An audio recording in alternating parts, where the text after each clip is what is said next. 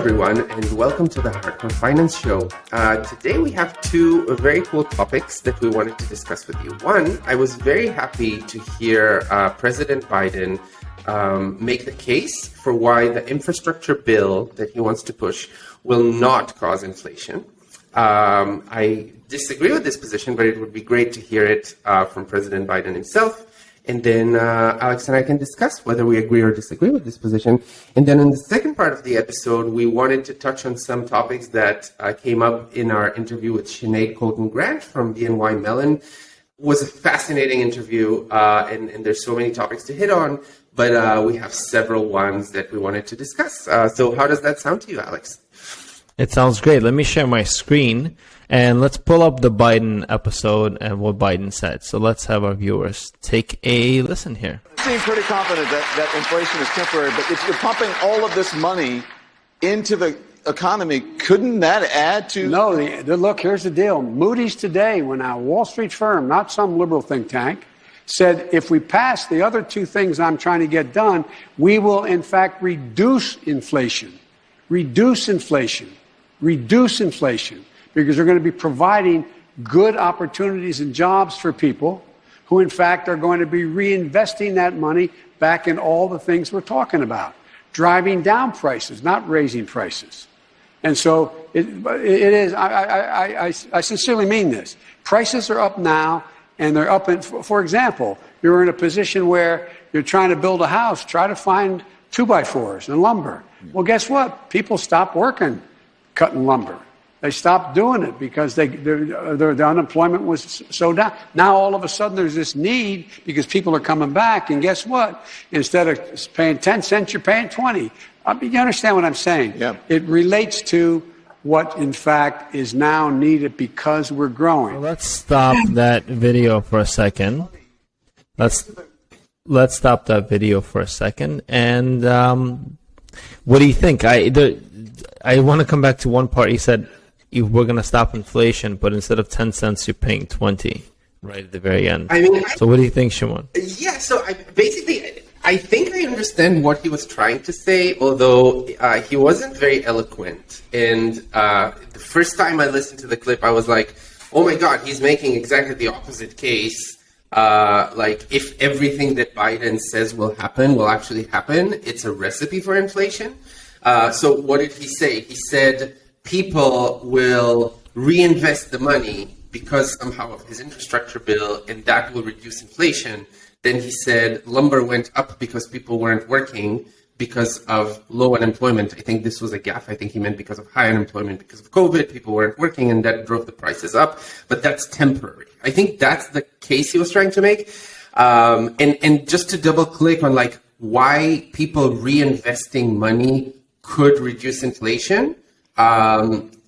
Again, I don't agree with this, but it's an argument that basically says, look, you invest in better technology. Let's say you buy better machines for your factory. And so it's cheaper for you to produce the things. So like more capital investment should increase productivity, and increased productivity is a deflationary force. I think that's what he was saying. So before I tell you why I disagree with that, first of all, do you think that's what he was actually saying? And do you agree with it? Wow, you made, in this case, Biden more eloquent than he came off. I think in this... The first time I listened to the clip, I got exactly the opposite, takeaway from it. Yeah, he did not come off very, very well. So... Economics 101, and many of in our audience know this, many of our audience are executives in their own right. But when you print money, you have more inflation. That's just economics 101. Everything else being equal. Now, there's a point to what you're saying of, hey, we're going to print money and invest in technology that's deflationary. And over time, you'll have more efficiency. So there's going to be a deflationary force counteracting the inflationary force. But so that there is some truth there. We should discuss that. That's the Kathy Woods argument overall, right? That we're going to go into deflation. And then he talked about how this lumber example, that more people are going to get to work. He's conflating a bunch of issues. But part of the current inflation in the U.S., for sure, is a supply chain issue, right? It's almost, there's an apt analogy out there that's like, hey, there's a snake, and the snake, let's say a python, and ate some sort of animal. It just has to pass through the python, right? So it's like a bubble that's passing through the snake.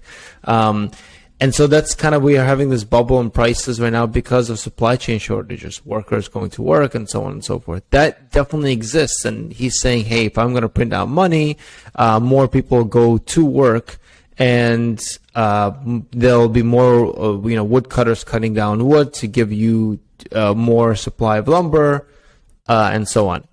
That has merit, right? It's not an illogical argument. The problem with that is that, hey, his other policy of unemployment benefits and pushing unemployment benefits has gone on for so long that it's paying people to literally stay home, and we're seeing that as a huge issue right now in the supply chain, especially at that tier of worker.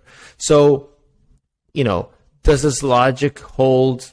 Is there census logic? Some of it, very little. I would say 25% to me, and 75% is just nonsense, because when you print money, you're going to have inflation, and unless there's a technological force like you mentioned that's driving it down.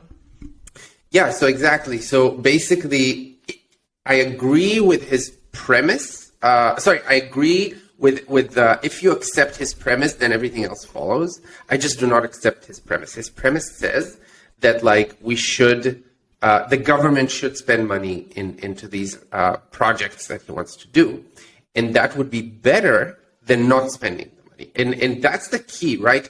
The key is what does the alternative universe look like when we don't do these things? And I think for especially the plans that he's proposing, I'm not convinced that it's a good use of the money. And if we print money and put it to not good use, it creates definitely inflation, right? And we did an episode about this a year ago, I think, where we spoke about leverage, right? And we said, is leverage good or bad? And the conclusion was leverage is good if you take the money that you borrowed and you do good stuff with it, and leverage is bad if you take the money that you borrowed and do bad stuff with it. And so I think that the government's plans are not good. For example, how would giving free childcare reduce inflation, right? You could make a very, very tenuous argument that when people can send their kids to childcare, they can do something more productive. And currently, if they cannot afford childcare, then they stay at home, and then they don't do the productive stuff. And to that, my counter would be, well, then just get a job and use your salary to pay for the daycare, right? If it's more productive, if it makes you more productive, by definition, you should be able to afford it without the government's assistance. And that's basically the big disagreement I have with Keynesians, right? In the Keynesian school that we went to, it was all about the government should do things when people cannot think clearly, when people, would not do these things if the government wouldn't do them. And I just don't think that that's true. I think people are smart. I think people are better at optimizing their own choices. But, that's just my personal opinion. That's not fact. Yeah, I wouldn't say the whole school is just saying government should do things for us, but I agree with a lot of your premises. The premise that it's hard for me. I'm pausing because it's hard. Because as a father, and I know you're a father as well, childcare is an issue in the States. But I think it's an issue in so much as there's two schools of thoughts, right? One school of thought, the ultra libertarian, is more to each his own, and the government's small and everyone can provide for themselves, more or less boiled down. The other school of thought is, and Chamath talks about this a lot, is if you have a certain safety net, right, then you're more apt to take risks. So a good example of this was, love it or hate it, but when Obamacare became a law and you had an ability to buy insurance, more people switched jobs, because people would be stuck in their jobs before because of health insurance in the United States, because of the way the system works. Mm-hmm. So if you have a safety net, you're able to take more risks, presumably, right? And those risks lead to entrepreneurship and so on. So if you have childcare, you can have more, you can take more risks, be able to go out and do something more productive and so on and so forth. So I would actually disagree with you here, but I don't want to cut you off.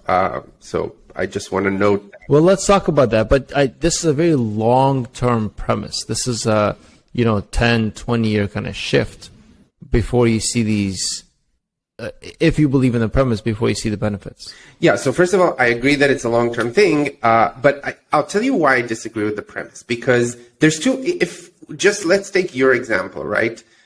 There's two forces here. One force says, if you give a safety net to people, they're more likely to do things that make them more productive. But the other force is like, how do you pay for this safety net? You pay for it by higher taxes. And it doesn't matter if you collect the taxes directly or it's the inflation tax or however you want to do, right? You have to take this money, right? So then the question becomes, like, is investing in the safety net a good thing or bad thing? It's not trivial to me, right? That on net, it's a good thing. Now, you made a really good point, which is like, if childcare is expensive in this country, let's reduce the cost of childcare. And for sure, but by all means, you and I can have a full episode on how to reduce the cost of childcare. It's a big problem, and mainly because it's tied to real estate. So it's like you need the person providing childcare to you to live more or less in your vicinity. I mean, here in San Francisco, the reason why childcare is so expensive is two reasons. One, they have very stringent regulations on how many kids per teacher, or however you call the providers. So it's capped, right? And second of all, you have to live in San Francisco, because I want to send my kids to San Francisco. I don't want to drive for an hour outside of the city to send them to daycare. That kind of defeats the purpose. Let's talk about these issues for sure, and we can reduce, and there's many things we can do to tackle these problems. But my point is, all of the things that Biden is proposing, they're not going to make things more efficient. It's not a good use of the money. That's what I think. And again, I have no way of proving it because it's really hard to prove a counterfactual.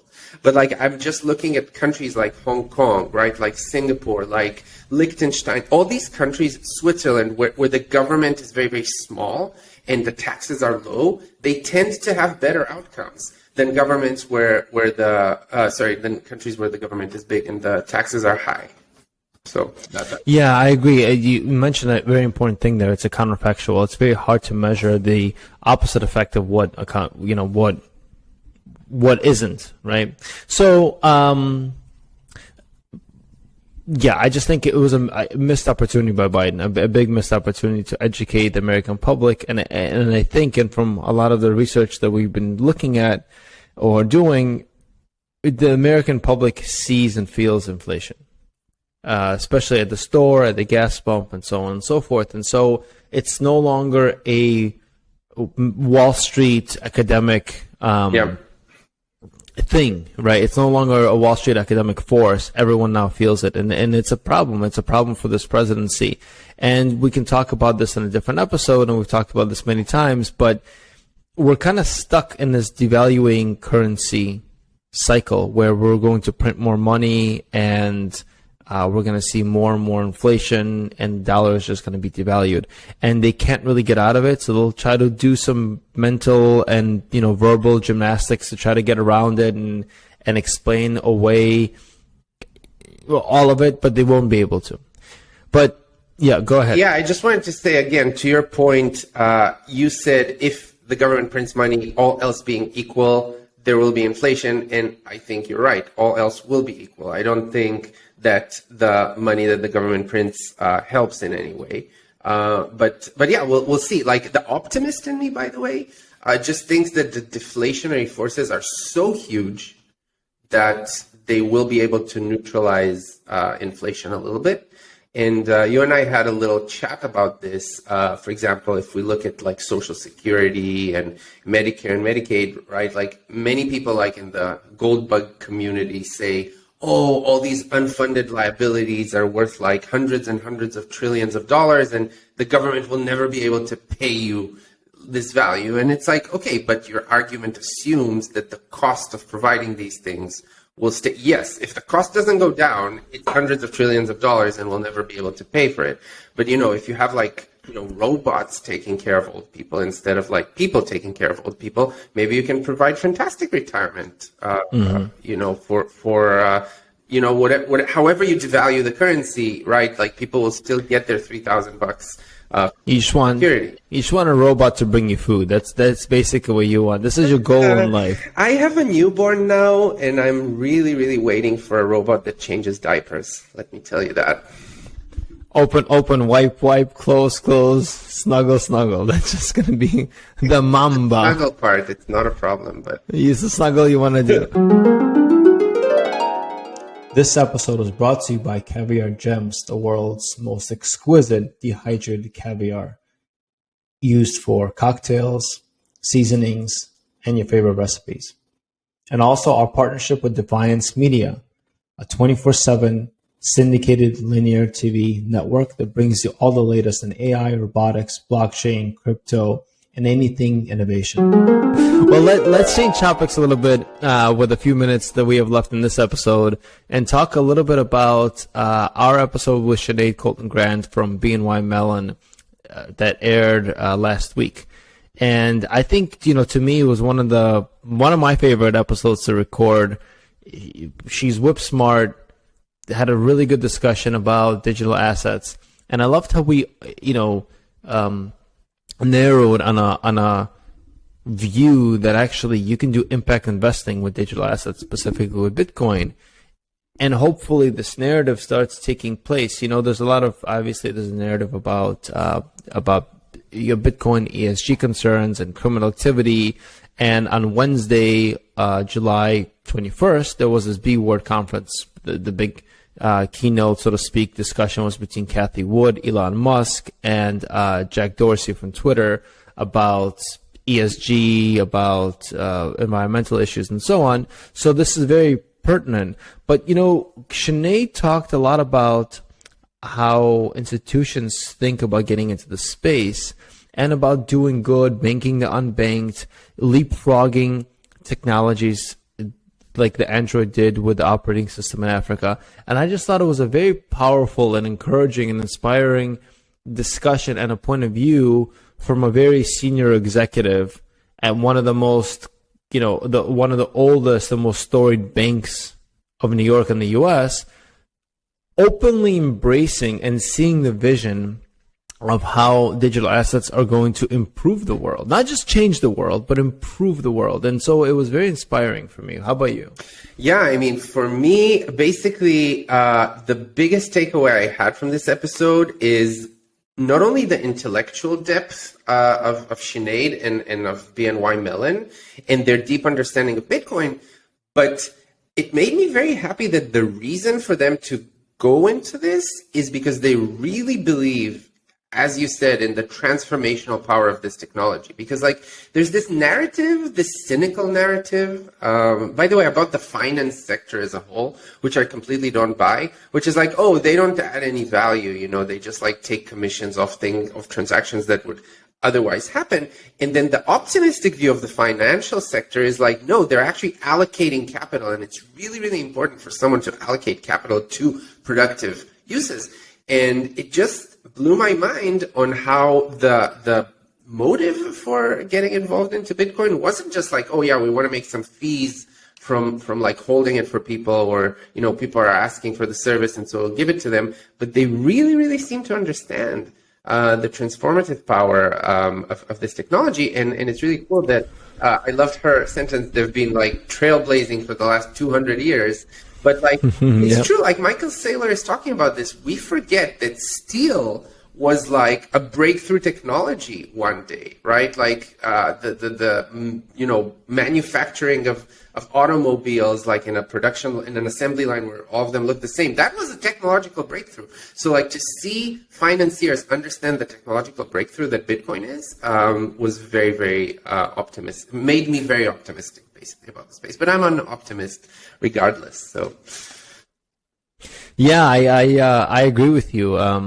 It was interesting when we were speaking with her during the conversation, and some Bitcoin maxis might hate us for this, but we talked about the blockchain technology underneath, And regardless of it's Bitcoin, not crypto, it's Bitcoin, not blockchain, whatever the maxis think. The point is that they understand the technology. And no matter whether you're a Bitcoin maximalist or you like all crypto or you like altcoins and Ethereum, if the only way to have a long-term steady thesis in this industry is to understand the tech. It is a technological breakthrough first and foremost. And so it was very encouraging speaking with her. She understands the tech. She understands what it does and what it doesn't do. And she understands, we had offline conversations with her, like private versus public blockchains and where tokens come in and so on. That is key. Once you understand that, the rest is just a matter of being in the space long enough. And I think this is the biggest mental hurdle from when I speak with people. And again, we have people from family offices come and ask us for advice. A lot of them ask, how do you think of this versus other stocks? And I say, it's not a stock, it's land. And it's so hard to understand. It's like, well, what do you mean it's land? I'm like, it's land and the technology. Well, what do you mean it's a technology? What is it actually solving? And even for many people within crypto, it's hard to break down between, for example, Bitcoin the network and Bitcoin the token. And she really gets it. And she really, really gets it. And I think, for BNY's customers, good for them. Good for being a BNY customer, especially BNY Wealth Management customer, because you're with a partner that really understands the space. Unlike, like you said, there are other players. We won't mention them. It's not the point of bad-mouthing anyone. But there are players that are just doing it because, or at least publicly are saying they're doing it because there's demand for it, but their leadership is clearly not on board or, still dismisses it. Whether they're trying to manipulate the markets or not, who knows? I'm not, there are rumors out there that people are. But the point is that BNY Mellon and Sinead, they really get it. They really get the tech. And so I think, at least when we talk to people, I wouldn't be happy to recommend, for institutional family offices to go into BNY and really listening to them. I was really encouraged. Yeah, and I love the fact that you said it's like land, because that's exactly how I'm looking at it. I'm looking at it, when America was discovered, right? When the New World was discovered, Europe was pretty advanced back then. But the reason why America took off much faster than Europe, it's because it basically provided a better system to conduct commerce and economic growth. So the growth in the US was better than Europe because of the Constitution, because of many things. We won't go into it right now. But this new world, right, if you were a European in 1492 or 1450 and you had a chance to buy a chunk of the new world, it would have been a good investment. And that's how I'm looking at crypto and Bitcoin, which is like, it's this new financial system that solves many of the problems of the old financial system. For example, you cannot suppress yield. It is expensive to borrow Bitcoin, and you get a high yield on your Bitcoin. Why is that? It's because the Federal Reserve, they can suppress yield, they can suppress interest rates on their currency, right? Because they literally control it. But you cannot do it in this new free market. And so it's really cool. Yeah, you can claim a chunk of it and then just enjoy the benefits of the increasing productivity that will be built on top of the system. Another thing that she mentioned that was really cool is like the idea that this allows the inclusion of people into the financial system, which under current conditions, it's not profitable to include them. Like, I want people to understand what a devastating policy it is to put a 30-cent minimum fee on a credit card payment. Like the credit card, the problem is not so much the 3% they charge. Because like, if I could buy something that costs 10 cents and pay 0.3 cents as a fee, no problem. I would gladly pay it. But if you say minimum 30 cents, that just literally excludes billions of people from the system. And with the Lightning Network, what we're seeing is like you can just include them. And it's just like, again, we spoke about this in previous episodes, but Google, Facebook, Amazon, these were layer 3 companies built on top of the layer 1 of the internet. So I'm just like, my mind is exploding thinking of what companies will be built on top of Bitcoin as a network once everybody uses it. I mean, just think about it.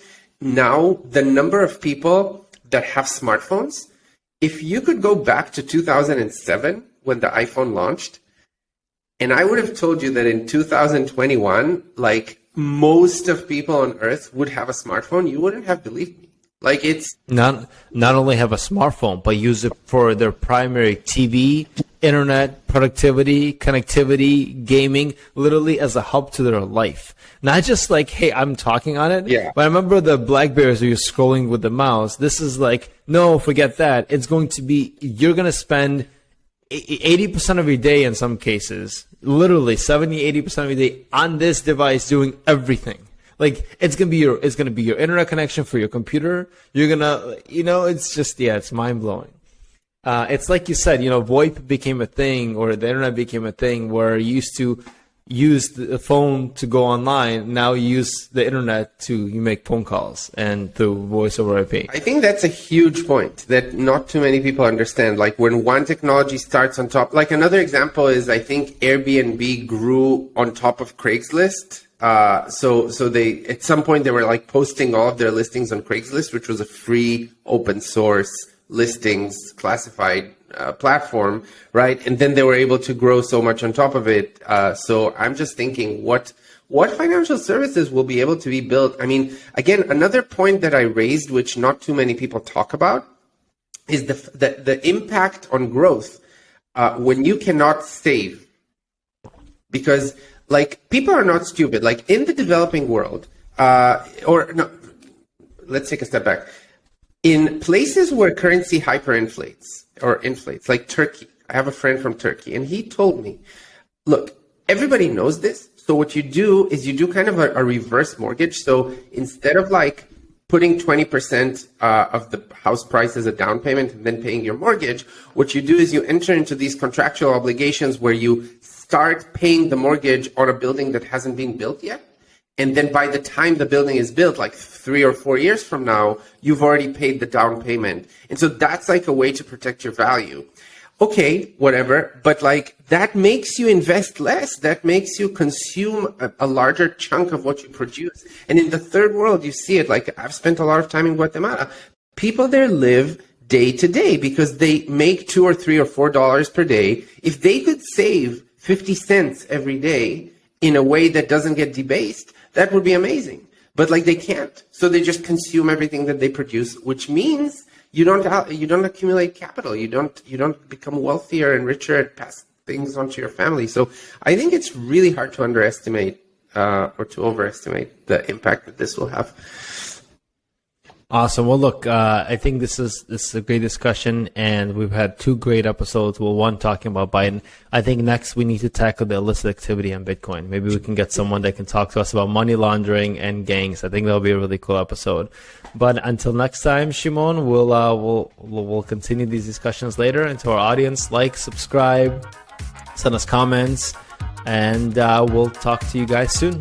Thank you, Alex. It was a pleasure as always.